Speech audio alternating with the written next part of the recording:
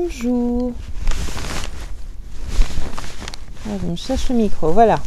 Bonjour, bienvenue sur la Voix de Morgane. J'espère que vous allez bien.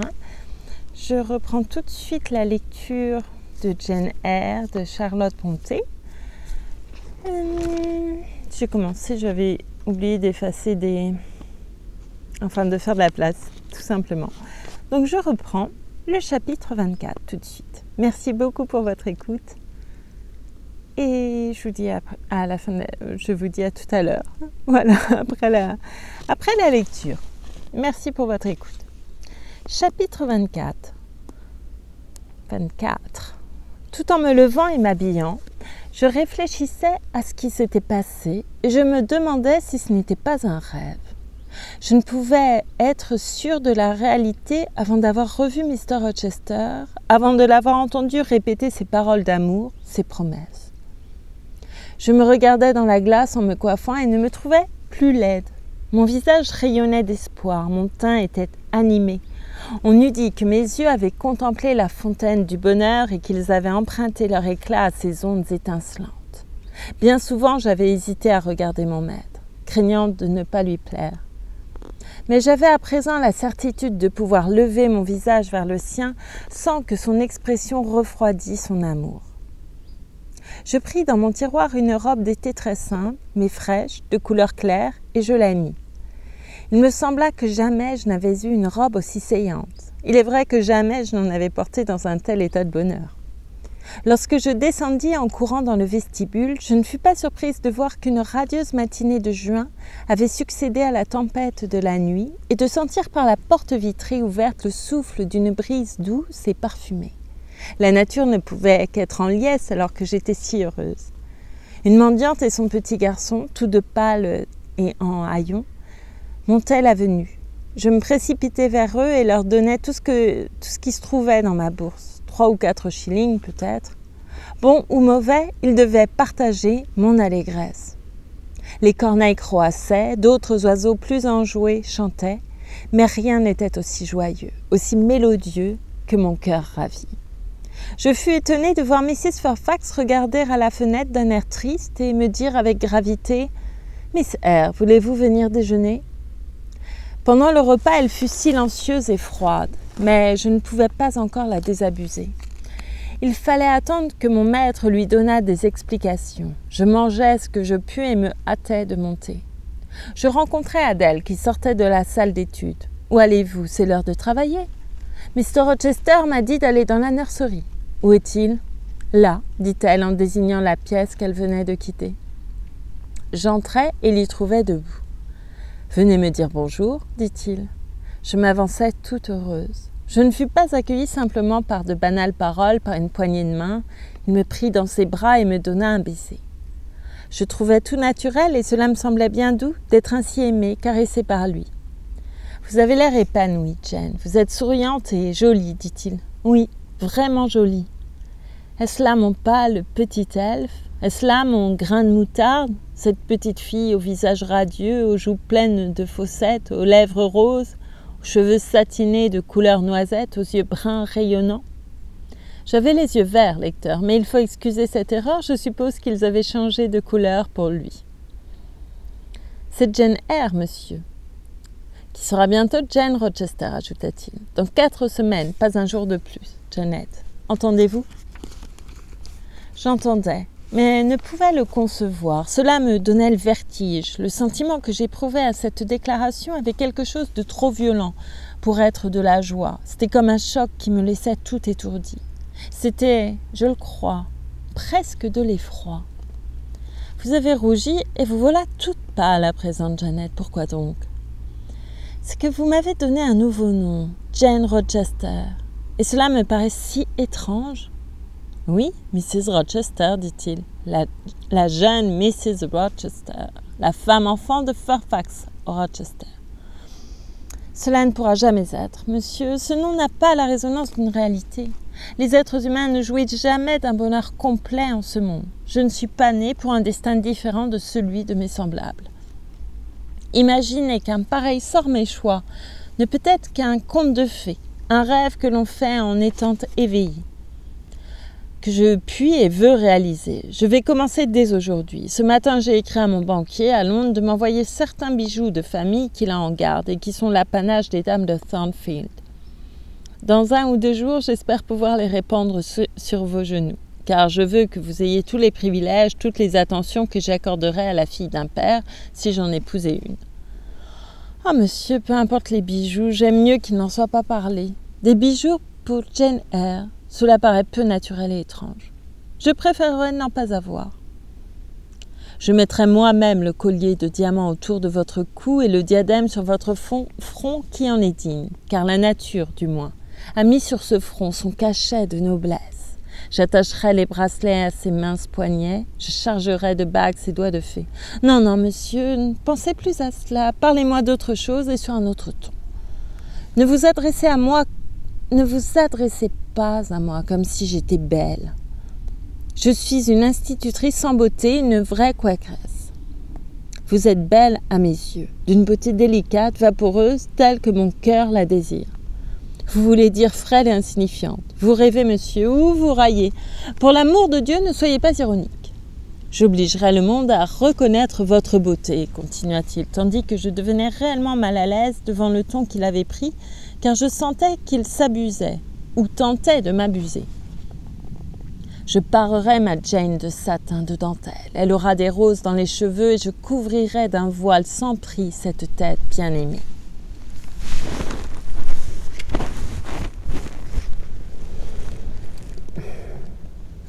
Alors vous ne me reconnaîtrez plus, monsieur. Je ne serai plus votre Jane Eyre, mais un singe en habit d'arlequin, un jet paré de plumes d'emprunt. J'aimerais autant vous voir, vous, monsieur Rochester, affublé d'oripeaux de théâtre, que d'être, moi, vêtu d'une robe de dame de la cour. Je ne dis pas que vous êtes beau, monsieur, bien que je vous aime très tendrement, beaucoup trop tendrement pour vous flatter. Ne me flattez donc pas. Mais il continua à parler sur le même sujet sans tenir compte de mes prières. Aujourd'hui même, je vais vous conduire en voiture à Millcote où il faudra que vous vous choisissiez quelques robes. Je vous ai dit que nous allions nous marier dans 4 semaines. Le mariage aura lieu dans l'église qui est là, en bas, tout simplement. Après quoi, je vous emmènerai à Londres. À la fin d'un court séjour, je vous emporterai mon trésor dans des régions plus proches du soleil. Nous irons vers les vignobles de France, les plaines d'Italie. Vous verrez tout ce qui a été célèbre dans l'Antiquité, ce qu'il est de nos jours. Vous goûterez aussi à la vie des villes. Vous y apprendrez à vous estimer par une juste comparaison avec autrui. Je vais donc voyager. Et avec vous, monsieur ? Vous séjournerez à Paris, à Rome, à Naples, à Florence, à Venise, à Vienne. Vous foulerez de vos pieds tous les sols où j'ai porté mes pas errants. Partout où la corne de mon sabot a imprimé sa marque, se posera votre pied de sylphide. Il y a 10 ans, je me suis enfui en Europe. À demi fou, avec le dégoût, la haine, la rage. Pour seul compagnon. Maintenant, je la reverrai, guérie, purifiée, en compagnie d'un ange véritable pour me consoler. Je me mis à rire en l'entendant parler ainsi. « Je ne suis pas un ange, déclarai-je, et je ne veux pas en être un. Je veux être moi-même tant que je vivrai. Monsieur Rochester, il ne faut pas espérer trouver en moi, ni exiger de moi quelque chose de céleste. Cela serait aussi vain que si j'avais les mêmes prétentions à votre endroit, ce que je n'attends d'ailleurs pas le moins du monde. Qu'attendez-vous donc de moi ? Pendant quelque temps, vous resterez peut-être ce que vous êtes aujourd'hui, pendant un temps très court. Puis, vous deviendrez froid, puis vous serez capricieux, puis vous serez sévère, et j'aurai fort à faire pour vous plaire. Lorsque vous serez bien habitué à moi, peut-être aurez-vous de nouveau de l'affection pour moi. Je ne dis pas de l'amour. Je suppose que l'effervescence de votre amour se calmera au bout de 6 mois, peut-être avant. J'ai appris dans des livres, dont les auteurs étaient des hommes, que telle était la plus longue durée accordée à l'ardeur d'un mari. Pourtant, comme amie, comme compagne, j'espère bien après tout ne devenir jamais tout à fait déplaisante à mon cher maître. Déplaisante, avoir de nouveau de l'affection pour vous. Je sais bien que je vous aimerai encore et toujours. Je vous obligerai à reconnaître que ce ne sera pas seulement de l'affection que je vous témoignerai, mais de l'amour, un amour vrai, fervent, constant. Cependant, n'êtes-vous pas capricieux, monsieur? Pour les femmes dont le seul visage a pu me plaire, je suis un véritable démon quand je m'aperçois qu'elles n'ont ni âme ni cœur, quand elles me laissent découvrir toute une perspective de platitude, de banalité, peut-être même de sottise, de grossièreté, d'humeur détestable. Mais pour des yeux limpides, une parole persuasive, une âme de feu, une nature qui plie et ne rompt pas, à la fois souple et ferme, malléable et résolue, je suis toujours tendre et fidèle. Avez-vous jamais connu une telle nature, monsieur? Avez-vous jamais aimé une telle femme? J'en aime une à présent. Mais avant moi, si tant est que, si peu que ce soit, j'atteigne ce haut degré d'excellence. Je n'ai jamais rencontré votre pareille, Jane. Vous me plaisez, vous me dominez, vous avez l'air soumis. J'aime l'impression de souplesse que vous donnez, et tandis que j'enroule à mon doigt le doux écheveau soyeux, je ressens tout au long du bras un tressaillement qui va jusqu'au cœur. Je suis en votre pouvoir, je suis conquis. L'ascendant que vous exercez sur moi est d'une douceur inexprimable. La conquête que je subis a un charme qui surpasse tous les triomphes que je pourrais remporter. Pourquoi seriez-vous, Jane? Que signifie ce changement de votre visage, inexplicable, mystérieux? Je pensais, monsieur, vous excuserez cette idée involontaire. Je pensais à Hercule, à Samson et à leurs enchantresses. Vraiment, petit elfe? Chut, monsieur. En ce moment, la sagesse n'inspire pas plus votre langage qu'elle n'inspira les actes de ces héros. Mais s'ils s'étaient mariés, leur sévérité d'époux aurait sans doute compensé leur mollesse d'amant. Il en sera ainsi de vous, j'en ai peur. Je voudrais bien savoir ce que vous me répondriez dans un an si je vous demandais une faveur qu'il ne vous conviendrait ou ne vous plairait pas de m'accorder. Demandez-moi quelque chose maintenant, Janet, la moindre bagatelle, je désire que l'on me sollicite. Bien, monsieur, ma demande est toute prête. Parlez. Mais si vous me regardez, si vous me souriez avec cet air-là, je puis jurer qu'il y sera fait droit avant même de la connaître, en quoi j'agirais comme un insensé. Pas du tout, monsieur. Je ne demande que ceci. Ne faites pas venir de bijoux. Ne me couronnez pas de roses. Vous pourriez tout aussi bien border d'une dentelle d'or le mouchoir de poche tout simple que vous avez là. Je pourrais tout aussi bien redorer l'or le plus fin. Je le sais. Votre requête sera donc accordée pour le moment. Je vais donner contre-ordre à mon banquier, mais vous ne m'avez encore rien demandé. Vous m'avez seulement prié de ne pas vous faire de cadeaux. Demandez-moi autre chose. Eh bien alors, monsieur, ayez la bonté de satisfaire ma curiosité qui est très vive sur un point. Il eut l'air troublé. Quoi? Dit-il sans attendre. Satisfaire votre curiosité. Voilà une dangereuse requête. Il est heureux que je n'ai pas fait le serment de tout vous accorder. Mais il n'y a aucun danger à répondre à ce que je vous demande. Je vous écoute, Jane. Que ne souhaitez-vous avoir la moitié de mes biens? Je préférerais cela à ce simple désir de vouloir peut-être pénétrer un secret. Voyons, roi Assuérus, quel besoin ai-je de la moitié de vos biens? Me prenez-vous pour un usurier juif qui chercherait à faire un bon placement dans des terres? J'aimerais bien mieux avoir toute votre confiance. Vous ne me la refuserez pas. Vous ne me la refuserez pas. Si vous m'accueillez dans votre cœur, ce sera un bonheur pour moi de vous confier tout ce qui mérite de l'être, Jane. Mais pour l'amour de Dieu, ne désirez pas porter un fardeau inutile. Ne recherchez pas le poison, ne vous transformez pas en une Ève véritable sous ma responsabilité.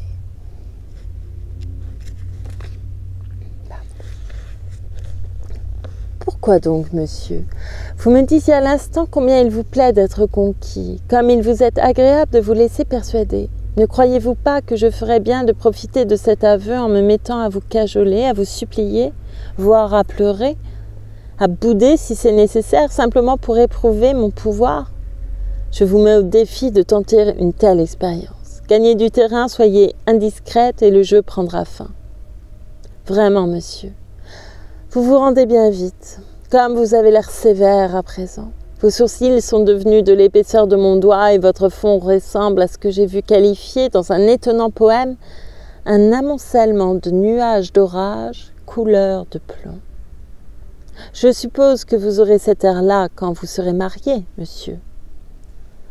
Si vous avez vous-même cet air-là quand vous serez marié, je vais être obligé, moi, en ma qualité de chrétien, d'abandonner sans tarder l'idée de m'unir à un simple elfe ou à une salamandre. Mais que vouliez-vous savoir, vous, espèce de petite créature? Allons, dites-le. Ah, vous n'êtes même plus poli à présent. Mais j'aime beaucoup mieux l'impolitesse que la flatterie. J'aime mieux être une espèce de petite créature qu'un ange. Voici ce que j'ai à vous demander. Pourquoi avez-vous pris tant de peine pour me faire croire que vous vouliez épouser Miss Ingram? Est-ce tout?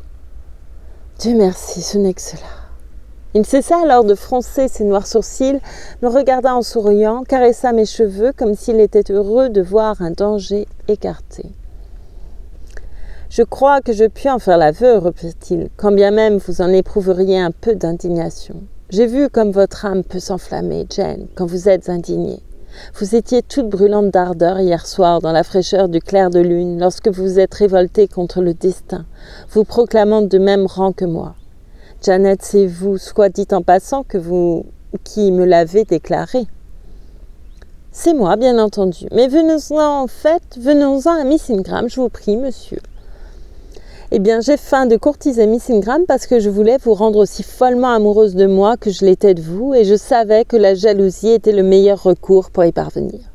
On ne peut mieux. Que vous voilà rapetissée. Vous n'avez pas un iota de plus que le bout de mon petit doigt. C'est une cuisante honte, un scandale déshonorant que d'agir ainsi. N'avez-vous pas pensé aux sentiments de Miss Ingram, monsieur? Ces sentiments se réduisent à un seul, l'orgueil, et l'orgueil a besoin d'être rabaissé. Étiez-vous jalouse, Jane? Peu importe, monsieur Rochester, il ne peut en aucune façon être intéressant pour vous de le savoir. Répondez-moi franchement une fois encore. Croyez-vous que Miss Ingram ne souffrira pas de votre galanterie déloyale? Ne se sentira-t-elle pas abandonnée, délaissée? C'est impossible, je vous ai dit que c'est elle, au contraire, qui m'avait délaissée. La pensée seule de mon peu de fortune a refroidi ou plutôt éteint sa flamme en un instant. Vous avez un esprit singulier, tortueux, monsieur Rochester. J'ai bien peur qu'à certains égards, vos principes ne soient bizarres. Mes principes n'ont jamais été dirigés, Jane. Ils peuvent avoir subi des déviations du fait de ce manque d'attention. Encore une fois, bien sérieusement, puis-je jouir de l'immense bonheur qui m'a été donné sans craindre que quelqu'un ait à souffrir la douleur amère que j'ai endurée moi-même il y a si peu de temps? Vous le pouvez, ma bonne petite fille. Nul être au monde n'a pour moi un amour aussi pur que le vôtre, et ma foi en votre tendresse est un baume bienfaisant dont j'ai imprégné mon âme. Je mis mes lèvres sur la main qui était posée sur mon épaule. Je l'aimais tant. Plus que je n'osais le dire, plus que les mots n'avaient le pouvoir de l'exprimer. « Demandez-moi encore quelque chose, me dit-il. J'adore céder quand on m'a supplié. » Une fois de plus, ma requête était prête. « Mettez Mrs. Fairfax au courant de vos intentions, monsieur. Elle m'a vu avec vous hier soir dans le vestibule et en a été choquée. Donnez-lui quelques explications avant que je ne la revoie. Cela me fait de la peine d'être mal jugée par une aussi excellente femme. » « Allez dans votre chambre, mettre votre capote, répondit-il. Je désire que vous m'accompagniez à Millcote ce matin. Pendant que vous vous préparerez pour cette promenade, je vais éclairer l'esprit de la vieille dame.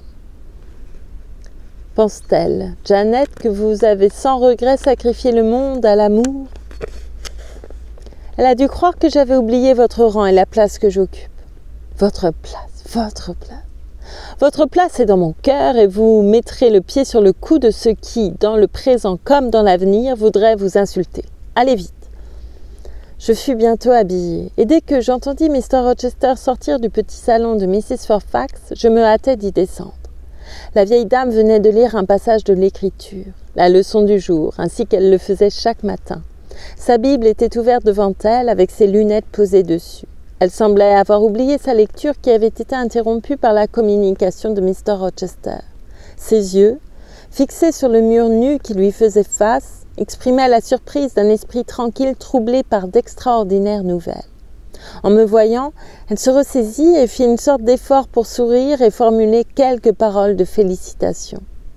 Mais le sourire s'évanouit et la phrase ne fut pas achevée. Elle remit ses lunettes, ferma la Bible et éloigna sa chaise de la table. « Je suis tellement étonnée, dit-elle. Tout d'abord que je sais à peine quoi vous dire, mes sœurs. Je n'ai cependant pas rêvé, n'est-ce pas?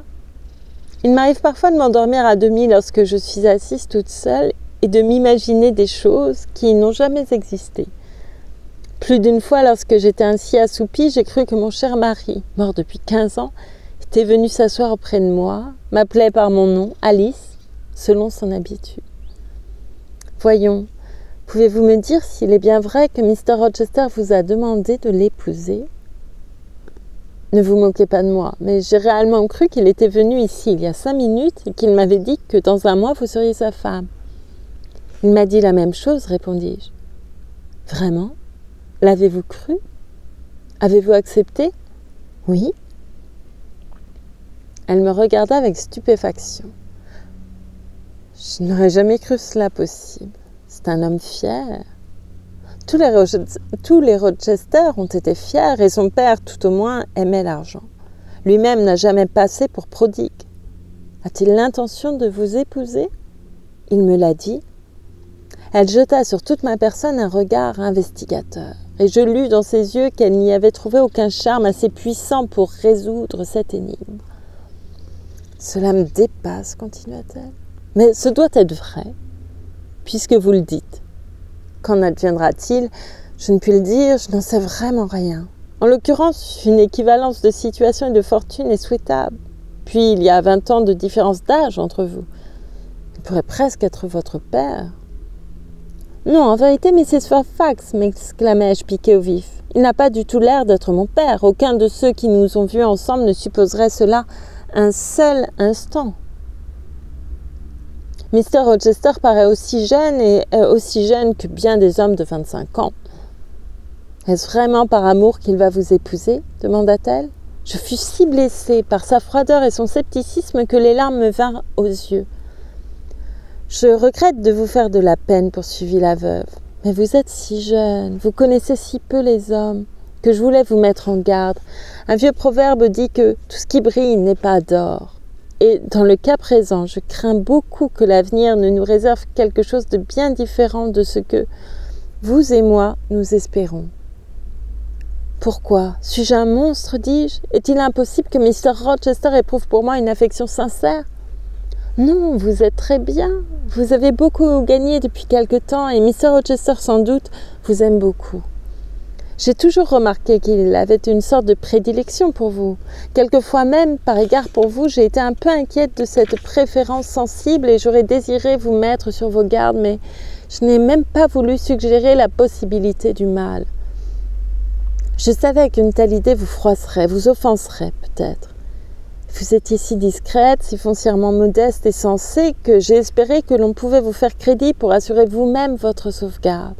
Je ne puis vous dire ce que j'ai souffert hier soir, quand je vous ai cherché dans toute la maison sans pouvoir vous trouver nulle part, non plus que le maître, et qu'à minuit je vous ai vu rentrer avec lui.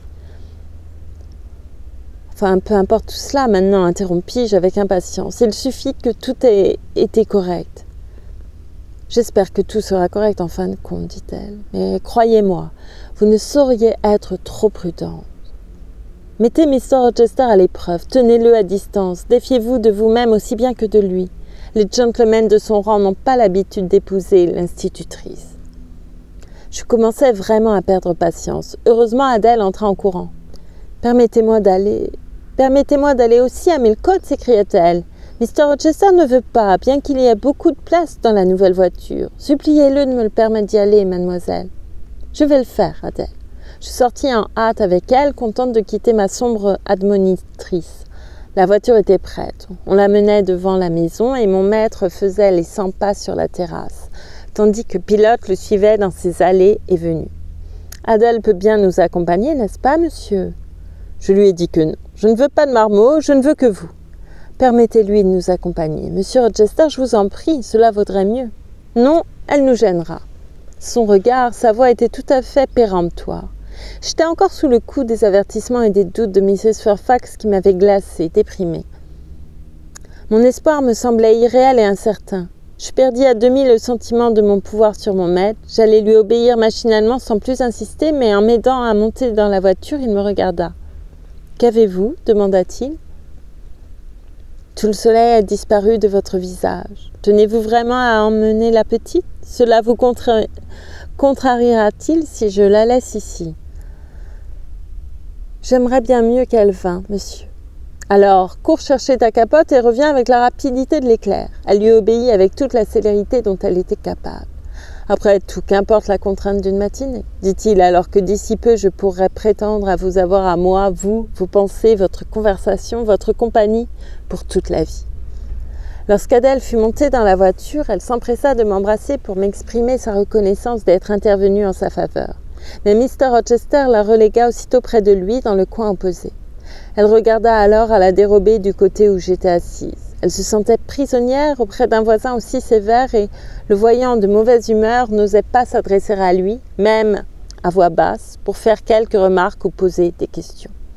« Laissez-la venir près de moi, dis-je d'un ton suppliant. Elle va peut-être vous gêner, monsieur. Il y a beaucoup de place de ce côté-ci. » Il me la passa comme s'il se fût agi d'un petit chien de salon. « Je vais malgré tout l'envoyer en pension, » dit-il, mais à présent il souriait. Adèle l'entendit et demanda si elle irait en pension sans mademoiselle. « Mais oui, répliqua-t-il, sans mademoiselle, car je vais emmener mademoiselle dans la lune. Je lui chercherai une grotte dans une blanche vallée au milieu de sommets volcaniques et mademoiselle y vivra avec moi seule. » « Elle n'aura rien à manger, vous la ferez mourir de faim, » fit observer Adèle. « Matin et soir, je recueillerai pour elle de la manne.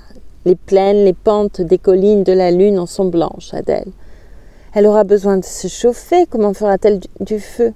Le feu jaillit des montagnes lunaires. Quand elle aura froid, je la porterai sur un pic et la poserai au bord d'un cratère.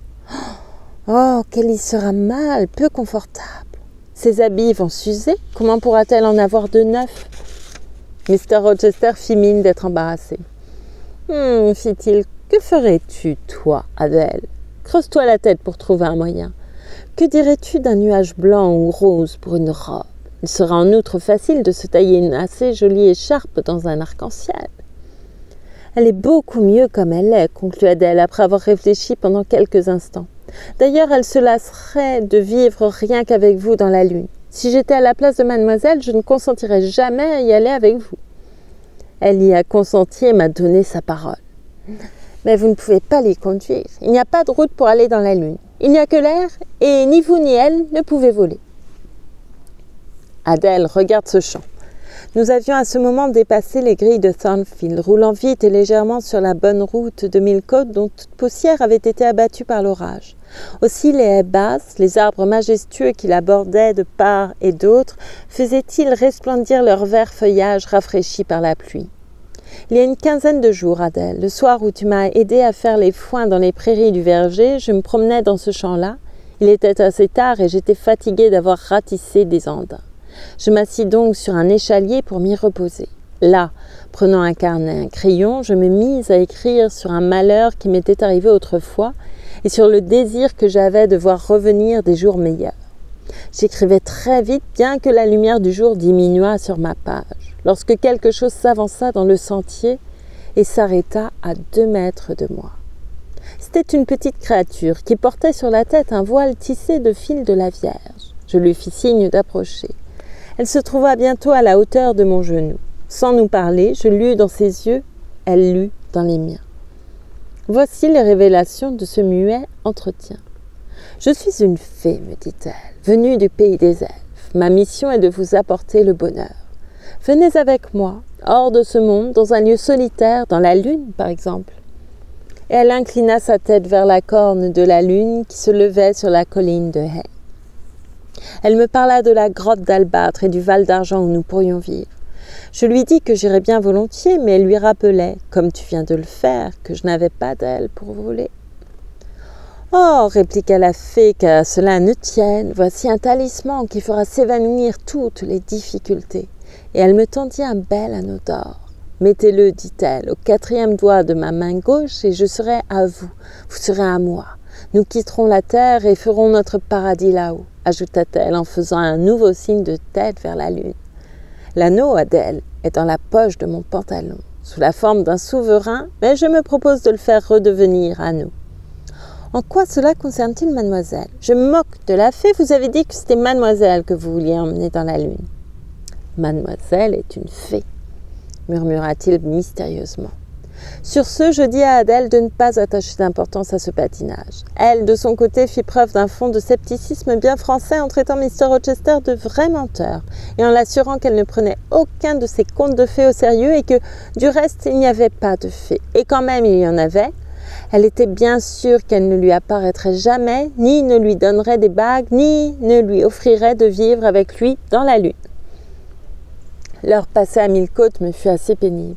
Mr. Rochester m'en contraignit à entrer dans un certain magasin de soieries où il m'enjoignit de choisir une demi-douzaine de robes. Ces achats m'étaient odieux. Je le priais de les remettre à plus tard. Mais non, il fallait que ce fût fait dès à présent. À force de supplications que je lui chuchotais avec énergie, je réussis à réduire la demi-douzaine à 2 robes qu'il jura alors de choisir lui-même.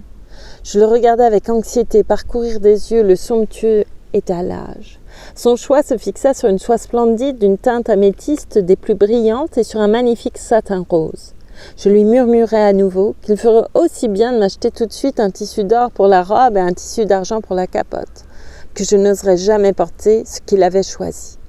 Au prix de difficultés infinies, car il était obstiné comme un roc, j'arrivai à le persuader de prendre de préférence un sobre satin noir et une soie gris de perles.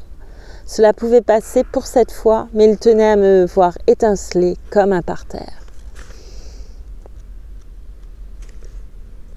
Je fus heureuse de l'entraîner hors de ce magasin de soieries, puis de la boutique d'un bijoutier.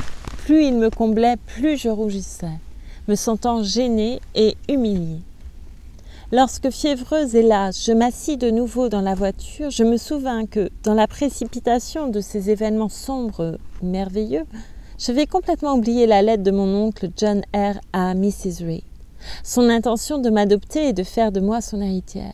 Ce serait un réel soulagement, pensais-je, si je pouvais seulement avoir une très modeste indépendance. Je ne pourrais jamais me faire à l'idée d'être habillée comme une poupée par Mr. Rochester ou d'être assise chaque jour sous une pluie d'or comme une seconde Danaé. En rentrant, j'écrirai à Madère et je dirai à mon oncle John que je me marie et qui j'épouse. Si j'avais pour le moins un espoir d'apporter un jour quelque fortune à Mr. Rochester, je supporterais mieux de tout recevoir de lui présentement. Un peu rassérénée par cette idée, que je ne manquais pas de mettre à exécution le jour même, je me hasardai encore une fois à rencontrer le regard de mon maître, de mon amoureux, qui cherchait obstinément le mien, bien que mon visage et mes yeux se fussent détournés de lui. Il sourit. Il me sembla que ce sourire était pareil à celui dont un sultan pourrait, dans un moment de bonheur et d'amour, gratifier une esclave enrichie par son or et ses joyaux. Je pressai avec force sa main qui ne cessait de rechercher la mienne, puis la repoussai toute rouge de l'étreinte passionnée. « Vous n'avez pas besoin de me regarder ainsi, dis-je. Sinon, je ne porterai que mes vieilles robes de Lowood jusqu'à la fin du chapitre. Je me marierai avec cette robe de cotonnade lilas. Vous pourrez vous faire une robe de chambre avec la soie, gris de perles et toute une série de gilets avec le satin noir. » Il eut un petit rire et se frotta les mains. « Ah, c'est impayable de la voir, de l'entendre, s'écria-t-il. Elle est-elle originale? Est-elle spirituelle? Je ne donnerais pas cette unique petite Anglaise pour tout le sérail du Grand Turc, les yeux de gazelle, les formes de houri et tout le reste. » Cette allusion à l'Orient me piqua à nouveau. « Je ne vous tiendrai pas le moins du monde lieu d'un sérail, dis-je. Ne voyez donc aucune équivalence entre un sérail et moi. Si vous avez du goût pour ce genre de choses, partez vite, monsieur, pour les bazars de Stamboul, et consacrez à d'importants achats d'esclaves un peu de cet argent que vous avez en réserve et que vous ne savez dépenser ici de façon satisfaisante. Et que ferez-vous, Janet, pendant que je marchanderai tant de tonnes de chair et un tel assortiment d'yeux noirs? Je me préparerai à partir comme missionnaire pour prêcher la liberté à celles qui sont en esclavage, aux femmes de votre harem comme aux autres. Je m'y ferai introduire, j'y fomenterai la révolte, et vous, tout pacha à 3 queues que vous soyez, monsieur, vous vous trouverez en un clin d'œil enchaîné, livré à nous. Pour ma part, je ne consentirai à briser vos liens que lorsque vous aurez signé une charte, la plus libérale qu'un despote ait encore jamais octroyée. Je consentirai à être à votre merci, Jane. Si vous m'imploriez avec un pareil regard, je serais sans pitié, monsieur Rochester, car j'aurais la certitude que, quelle que fût la charte donnée sous l'effet de la contrainte, votre premier acte après votre libération serait d'en violer les clauses. Alors, Jane, que voudriez-vous donc? Je crains que vous ne vous contentiez pas du mariage à l'hôtel et que vous m'obligiez à subir la cérémonie d'un mariage privé pour stipuler vos conditions particulières. Que seront-elles? Je désire seulement avoir l'esprit libre, exempt du poids d'obligations multiples. Vous souvenez-vous de ce que vous m'avez dit de Céline Varens, des diamants et des cachemires que vous lui aviez donnés? Je ne veux pas être votre Céline Varens anglaise. Je continuerai d'être l'institutrice d'Adèle, gagnant ainsi mon pain, mon gîte et encore 30 livres par an. De cette façon, je subviendrai aux dépenses de ma toilette et vous n'aurez rien à me donner, si ce n'est quoi? Votre amitié. Et si je vous donne la mienne en retour, nous serons quittes. Eh bien, dit-il, pour ce qui est de la froide impudence native et de l'orgueil inné, vous n'avez pas votre pareil. Nous approchions maintenant de Thornfield. Vous plairait-il de déjeuner avec moi aujourd'hui? Me demanda-t-il comme nous franchissions les grilles. Non, merci, monsieur. Et pourquoi ce non merci, s'il m'est permis de m'informer? Je n'ai jamais déjeuné avec vous, monsieur, et je ne vois aucune raison pour le faire à présent. Jusqu'à quoi? Vous prenez plaisir aux phrases inachevées. Jusqu'à ce que je ne puisse faire autrement. Croyez-vous que je mange comme un ogre ou une goule pour redouter ainsi d'être ma compagne pendant mon repas? Je n'ai jamais fait aucune supposition à ce sujet, monsieur, mais je désire conserver mes habitudes pendant 1 mois encore. Vous allez abandonner tout de suite votre esclavage d'institutrice. Comment? Je vous en demande pardon, monsieur? Mais je n'en ferai rien. Je ne veux pas changer ma manière de vivre. Je continuerai à demeurer à l'écart dans la journée, comme je l'ai toujours fait. Vous pourrez me faire appeler le soir quand vous le désirerez. Je ne viendrai à aucun autre moment. J'ai besoin de fumer, Jane, ou de prendre une pincée de tabac pour m'aider à supporter tout cela, pour me donner une contenance, comme dirait Adèle. Malheureusement, je n'ai ni mon étui à cigare, ni ma tabatière. Écoutez, murmura-t-il, c'est votre heure à présent, petit tyran. Mais ce sera bientôt la mienne. Quand je me serai emparé de vous tout de bon, que je vous aurai en ma possession, je vous attacherai, figurez bien entendu, à une chaîne comme celle-ci. Il prit sa chaîne de montre. Oui, adorable petite créature, je vous porterai sur mon cœur dans la crainte de perdre mon précieux joyau. Il dit cela tout en m'aidant à descendre de voiture, et tandis qu'il soulevait Adèle pour la mettre à terre à son tour, j'entrai dans la maison et assurai ma retraite en montant au premier étage. Il me fit appeler dans la soirée, à l'heure habituelle.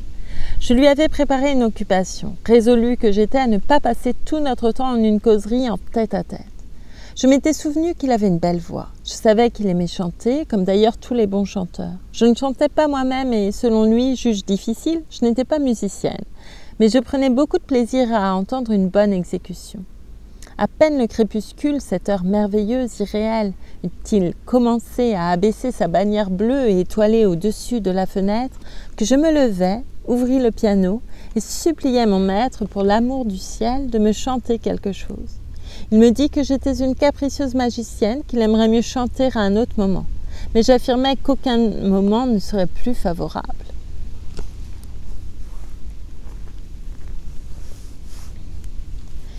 « Ma voix vous plaît-elle » demanda-t-il. « Beaucoup. » Je n'aimais pas flatter cette vanité ombrageuse, mais pour une fois, j'étais prête à l'encourager, à l'exciter.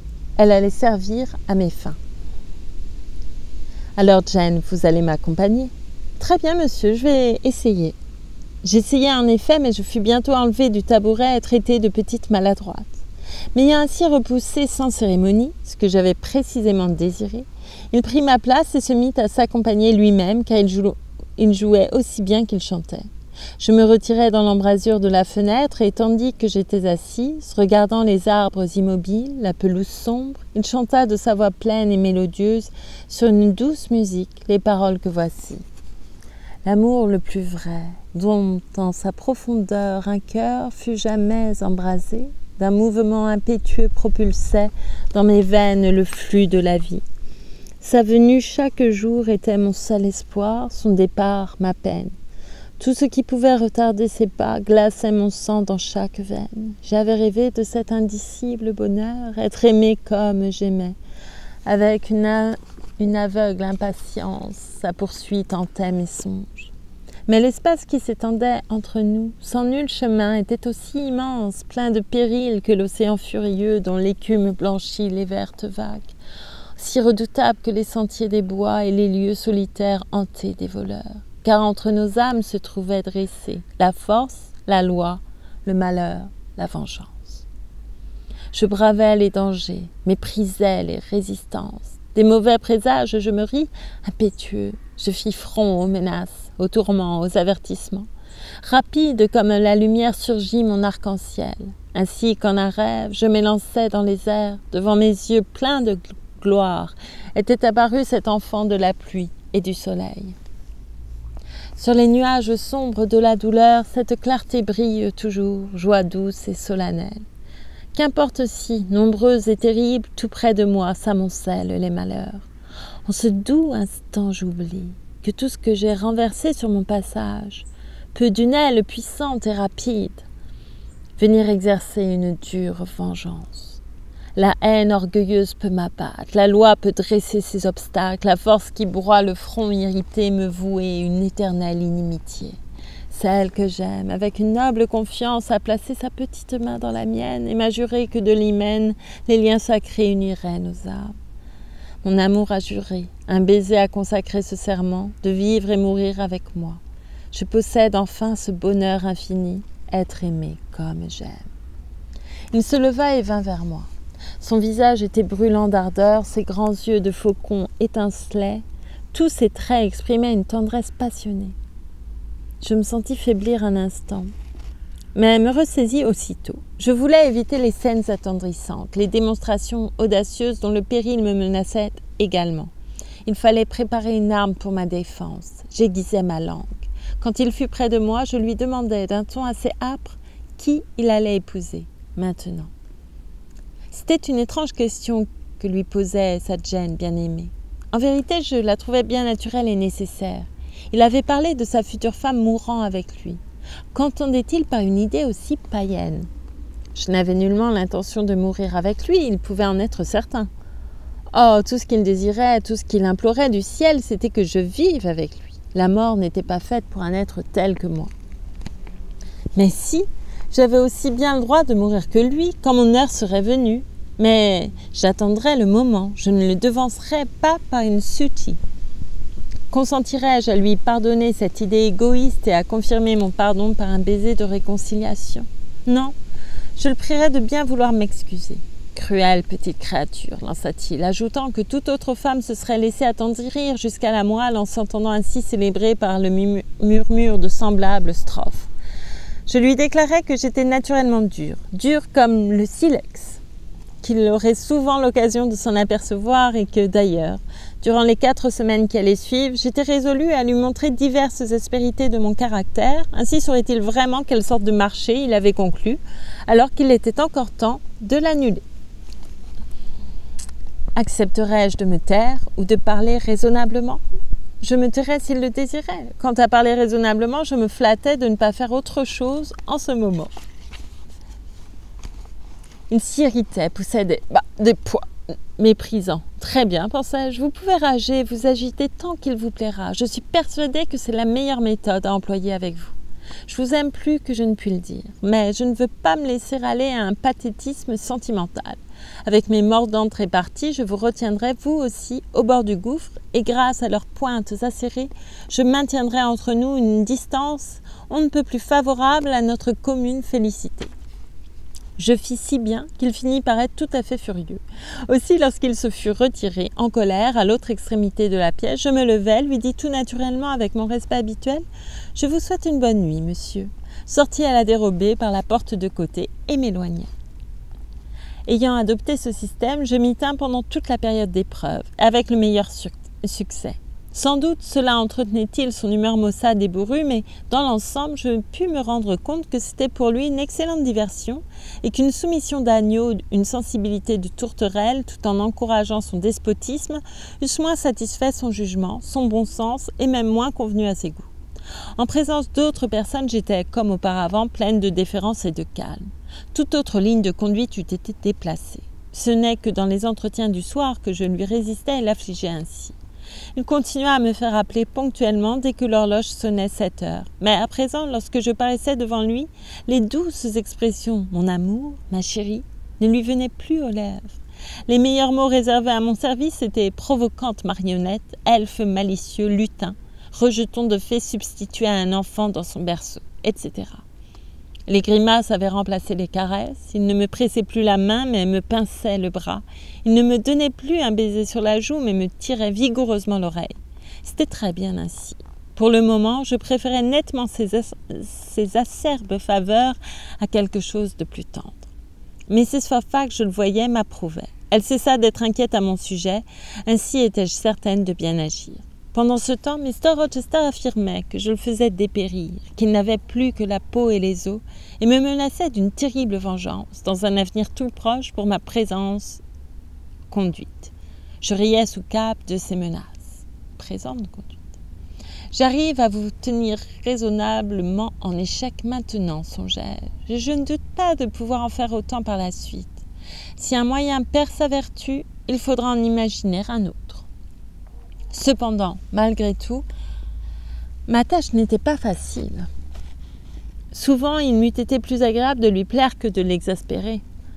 Mon futur époux devenait mon univers, plus encore que mon univers, presque une espérance du ciel. Il s'interposait entre moi et toute aspiration religieuse, comme une éclipse masque à l'homme le vaste soleil. Dieu me devenait invisible alors, parce que j'avais fait de sa créature une idole.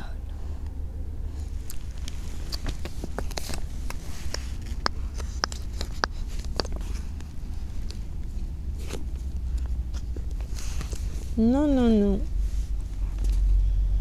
Ah là là.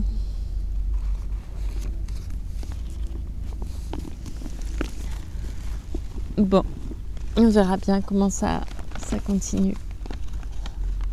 Mais ça n'est pas encourageant, hein, vraiment.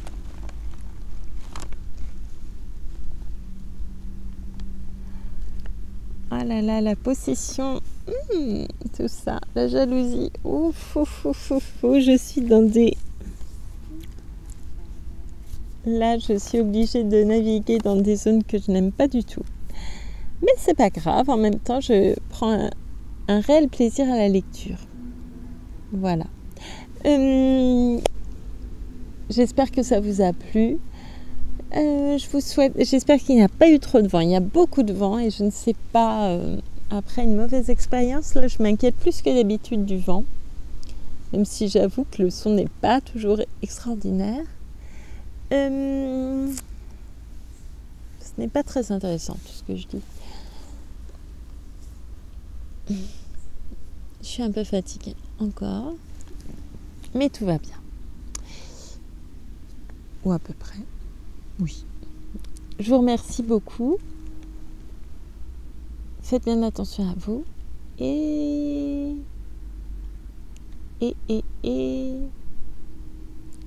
à très bientôt pour la suite.